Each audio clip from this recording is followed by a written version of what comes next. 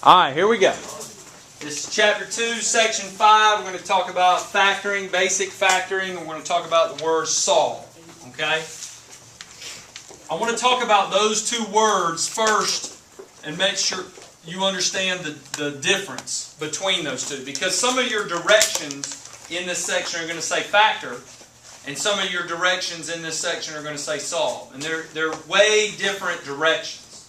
Okay? Factor means one thing, and solve means another. Okay? Factor, if I've got x squared minus 25x, okay, just as an example, and the directions say factor, then I'm going to take that binomial and I'm going to make it bigger. I'm going to expand it. I'm going to pull out stuff. I'm going to make it. There's going to be parentheses. Okay? But I'm going to take that kind of simple binomial and I'm going to factor it, and it's going to look something like this. You don't know how to do that yet, but just write that down. That would be your answer. If it had this and it said factor, then your answer, you would be done at this point. With the parentheses, notice that there's no equal sign. Okay, there could be. You could have an equal sign. It could look something like this, equal to 0, and you could have equal to 0. But it's not x equals a number, right? You didn't get 23 as your answer, or 0, or negative 2, or something like that. You got an answer that was still basically an equation, or an expression. Okay?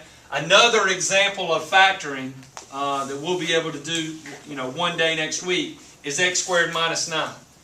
Okay? That factors into x plus 3 and x minus 3. That is another example. When the directions say factor, that's another example. You don't know how to do that yet, okay? But I want you to understand what the word factor means. Okay? None of you have ever factored before. Okay? This is all brand new. Everybody's got a blank slate in here. Questions so far? Alright, what does it mean when we say solve? Solve, on the other hand, means when you see the word solve, you need to think x equals a number. I need an answer. Anytime the directions say solve, your answer is a number, or more than one number. Okay? You already know how to solve problems that look like this. 3x plus 1 is equal to 10. That's a solve type question. Right? That's 8th grade math. Everybody in here should be able to solve that equation. You subtract 1 from both sides, 3x is equal to 9. You divide by 3 on both sides, x equals 3. There's your answer. If the directions say solve, okay, then your answer is a number, okay, or more than one number. All right. Any questions on this? What we're going to do today are problems that are going to look like this. X plus 6 and x minus 2 is equal to 0. The directions are going to say solve. They have already factored it for you. Later on, we're going to be able to factor this. Right? We're going to do the whole 9 yards. But today, they're doing 80% of the work for you. They're just giving it to you in factored form, and they're saying solve. And you're going to say x equals negative 6 and positive 2. Okay? I'm going to show you how to do this later. All I want you to know right now, this is the preliminary, is what the word factor means and what the word solve means in kind of your own terms. Okay? One more time. When it says factor, you're just making the expression bigger. You're pulling something out, you're factoring it out. We're taking a nice, easy binomial and we're writing it as 2 binomials. We're making it bigger. Okay? When the directions say solve, you had better have x equals a number. In this case, it was one number because there was only one x. In this case, there were 2 x's, and how many x's did you get? 2. You got 2 numbers, right? X equals negative 6 and positive 2. Okay? That's the difference between factoring and solving.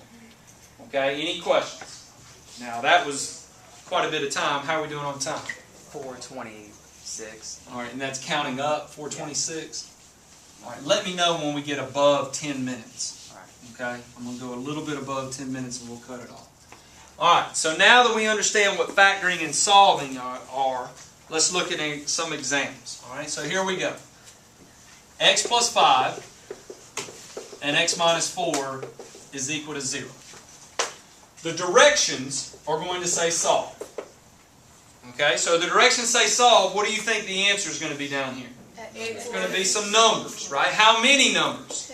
2, because you got 2 x's. Right? X is here and X is here. Fundamentally, let's think about this statement. We've got x plus 5 times x minus 4, and it equals 0. Let's make that even easier. What if I had AB is equal to 0? If I said A times B is equal to 0, what would have to be true about either A or B?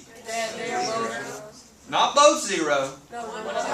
One would have to be 0, or the other one would have to be 0. I don't know which one has to be 0, but either A has to be equal to 0, or B has to be equal to 0. One of them has to be equal to 0. Right? That's the only way that I get 0. Right? 3 times 0 is 0. Negative 4 times 0 is 0. Anything times 0 is 0. I don't know which one has to be 0, but one of them has to be equal to 0. So I could say either A equals 0 or B equals 0. Right? Well, let's translate that over to this problem. If I have this times this is equal to 0, then what do I know about one or the other? X plus 5 has got to equal 0, and x minus 4 is equal to 0. One or the other has to be equal to 0, guys. You don't have a choice. One or the other has to be equal to 0. What are our directions? Solve. So what do you think you're going to do with each one of those equations? Subtract on both sides. You'll subtract here, but what will you do over there? You'll add on both sides. Subtract 5 on both sides. X equals what? Negative 5 and 4. what about over there? Can you do that in your head? Plus 4 on both sides, and you get what? Positive 4. Looking at your answer and looking at the original problem, do you think you could do that in your head now? Yeah. Could you look at this problem and say that your answer is negative 5 and positive 4? Yes. You see how it's the opposite and the opposite? You think you can do that in your head? Yes. Alright, let's try another. So, but it doesn't equal 0. The x's doesn't equal 0 because that doesn't work. Let's talk about that. Good question. If I take negative 5 and I put it right there, what's negative 5 plus 5? 0. 0 times whatever is going to equal 0. So that one works. How about positive 4? If I put positive 4 right there, what's positive 4 minus 4? 0. Anything times 0 is going to be. So does that one work? Yes. They both work. And we can check them. Write that down. You can always check your answers. Every single one of these problems you can plug in and check your answers. How do you do that? You plug them back into the original equation and check your answers. Logan, how are we doing on time? It's 7 minutes and you might take. Alright, we're doing good. Plug in to check. That's what you should have written down. Plug in to check. Alright, let's do another. X minus 7 and x plus 8.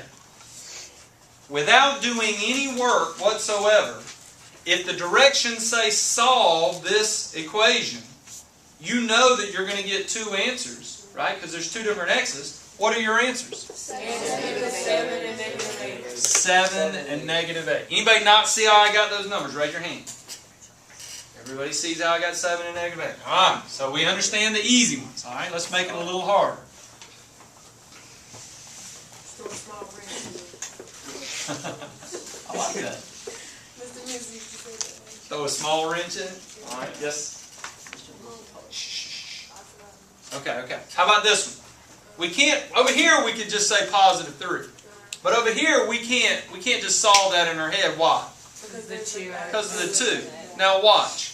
I take 2x plus 1 and I set it equal to 0. I say x minus 3 is equal to 0. I break it up. Over here I subtract 1 from both sides. 2x is equal to negative 1. Divide both sides by 2. X equals negative 1/2. What does x equal over here? Piece of cake.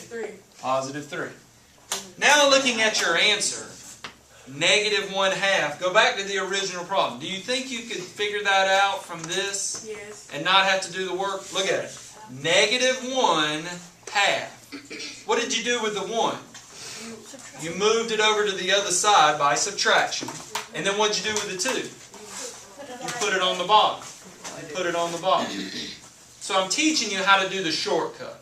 You move that number over and you divide by that number every single time. Every single time. And the number that you move over is going to be the opposite of itself, right? That's right. So if it's positive 1, you're going to put That's simple. negative 1 over there. What's that? That's simple. It is simple. That's why I'm showing you the shortcut. All right, let's do another. But can you do it the long way if you want to? You most certainly can. You most certainly can. 3x plus 2.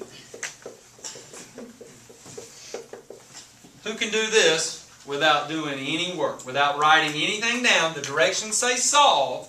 You've gotten to this point. It's already factored. What would be your two answers, Savannah? Negative 2 over 3 would be this one. Perfect. And what would this one be? Positive 4 over 5. Now you may or may not be able to do that in your head at this point. Hopefully everybody will get to where they can do that problem in their head. All you do is do the opposite of that number divided by that number. Or the opposite of that number divided by that number. What if you did that opposite divided by and you ended up with a number like 6 over 8? What would you have to do there? Simplify.